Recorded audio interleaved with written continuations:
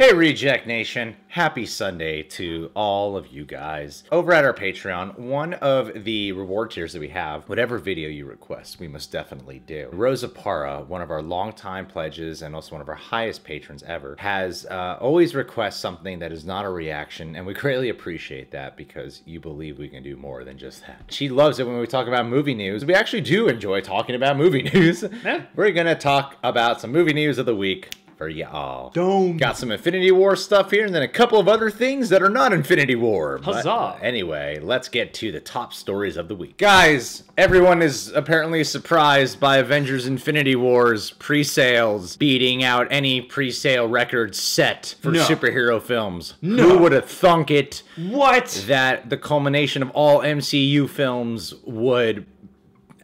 Come on, guys. Obviously, it's going to. What's interesting is here they have a Fandango survey of more than 1,000 moviegoers, which is about how many people go to the movies. Every year. Every year, only 1,000 people go. It's really sad, actually. Everyone's waiting for it to go on Netflix. 97% can't wait to see how dozens of heroes work together in the same film. 3% could care less. 94% are excited to see different franchise characters, Guardians, Avengers, etc. You know, the group etc. Oh yeah, I love meeting one another for the first time. 6% are like, who gives a damn? I wish it was just one Avenger. One Avenger. 92% see Infinity War as the culmination of all the MCU films before it. 8% believe this is subjective. Yeah, I was gonna say, it's just an objective fact. 87% have seen all the MCU movies. 13% of the people who did this will not be watching Infinity War. 71% saw Black Panther on the big screen.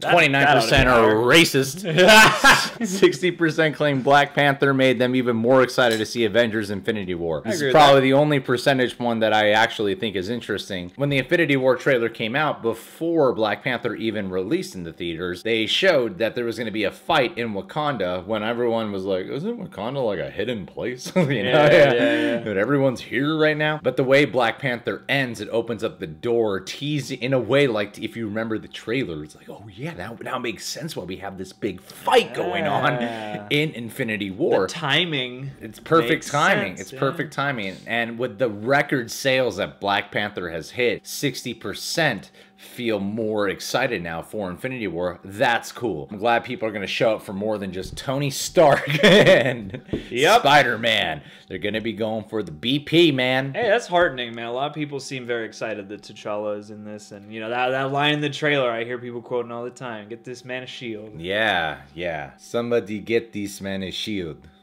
It's pretty good. Really? It's all right, yeah. Oh, it's getting better. It's getting better. Guys, story number 2 goes like this. Spielberg hates anything that streams. That's it. Let's move on to story number 3. We are, of course, making jokes, John. Ha! Humor. Spielberg, basically, what every headline has been reading as for this guy, Netflix movies specifically shouldn't be eligible for Oscars. Let's see what he actually says first. Television is greater today than it has ever been in the history of television. I don't agree with that. I Love Lucy, best serial show ever.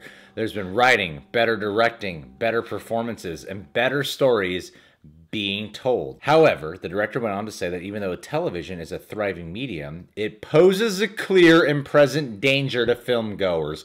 Clear and present danger, Jack Ryan, starring Harrison Ford. In fact, once you commit to a television format, you're a TV movie, which is a great point because that's what all TV shows that are dramas or serials have become. A good show deserves an Emmy, but not an Oscar. I don't believe that films are just given token qualifications, and a couple of theaters for less than a week should qualify for the Academy Award nomination. Well, Spielberg, I'm sure you haven't had a hard time in the past like 40 to 50 years getting a damn movie in the theaters. Or made at all, or any number of things. I mean, and what is television now anyway? I mean, like, even the idea of television is more of a device, like literal device than ever. Like, you used to think television and go, oh yeah, shows. Now you think television and go, oh yeah, my TV, that thing that I occasionally watch things on.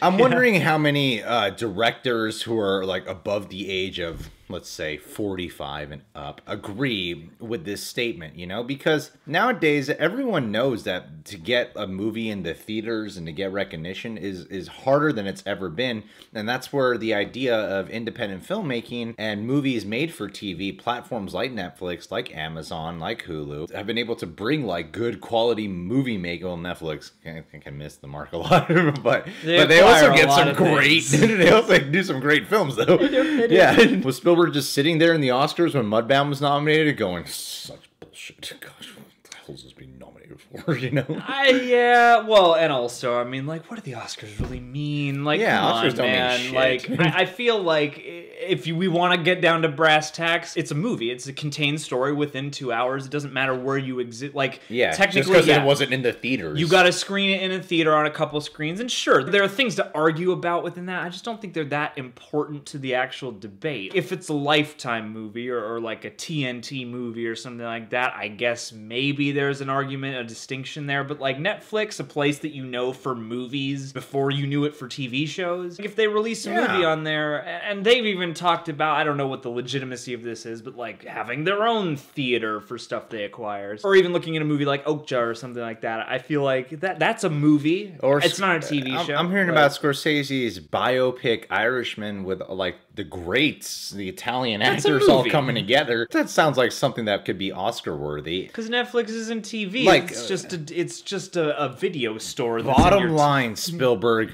film medium has changed. Yeah. It's changed. You are still one of the greatest directors of all time, and many will hail you as the greatest director of all time. Don't be upset.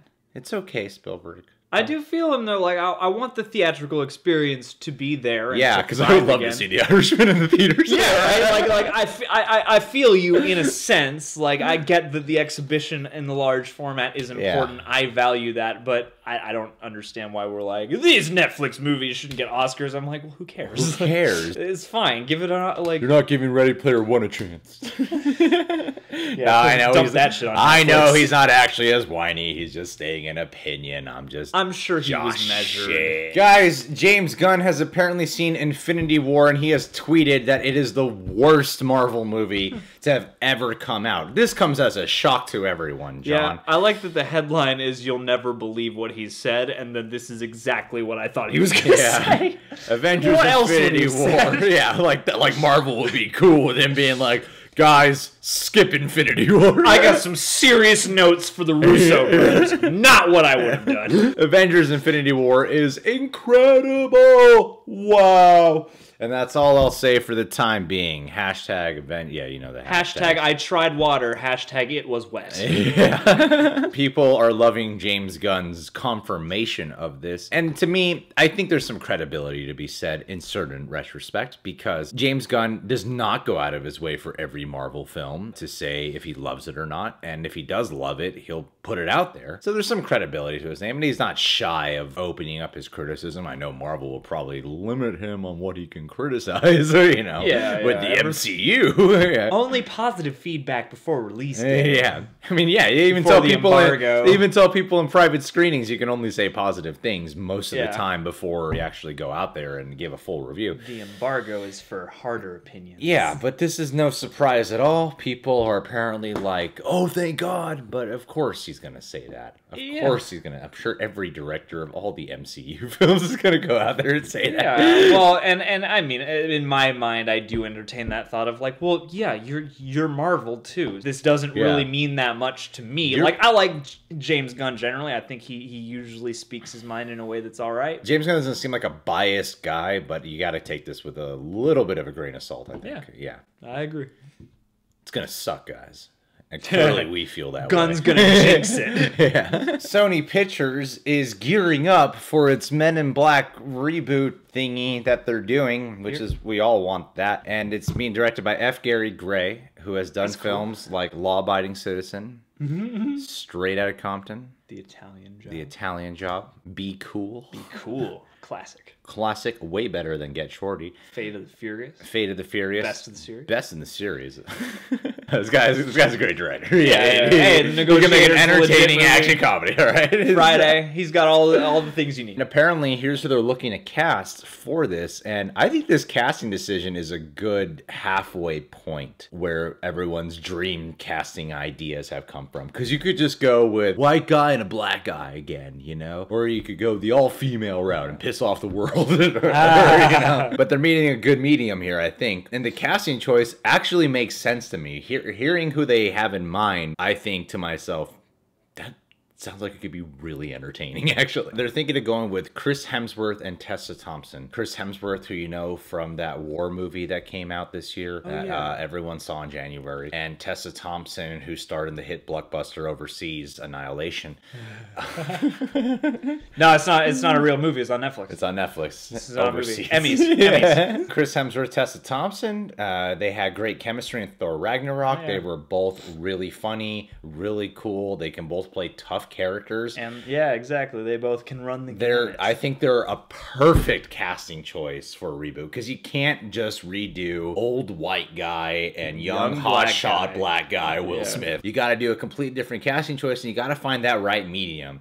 And I think this is a perfect medium for a moviegoer like myself. I heard this casting choice. I'm like, yeah, these guys are both funny and they're both badass. They were just in Thor Ragnarok, which was like a sci-fi comedy. This is perfect. Yeah. Well, and I feel like the way to get us really excited about continuing Men in Black is to get us really excited about the leads again. Because it's the leads that get you excited. I'm not really all about the Men in Black world, to be honest. I mean, it's a cool world, but the thing that you take away from, especially the first one, is Agent K and Agent J. If there's anything the second two movies prove, is that if the other stuff's cool, but you have to have your characters be on point. And some of that falls on the writing, for sure, especially if we're going to keep this going and make it fresh. I think these guys are a great choice, and it's like nice to see this at like the start of Chris Hemsworth real big crest into more humorous material. He wants to do more comedy, and I don't care how you feel about the Ghostbusters reboot. I still think he was hilarious in that film. Oh yeah, he stole a lot he's of hilarious in Thor Ragnarok. So this is ideal casting. Like, not much more you can say. This is perfect to me. Yeah, I'm down. Guys, our last story ending on an Infinity War thingy. You see how we did that? Infinity War.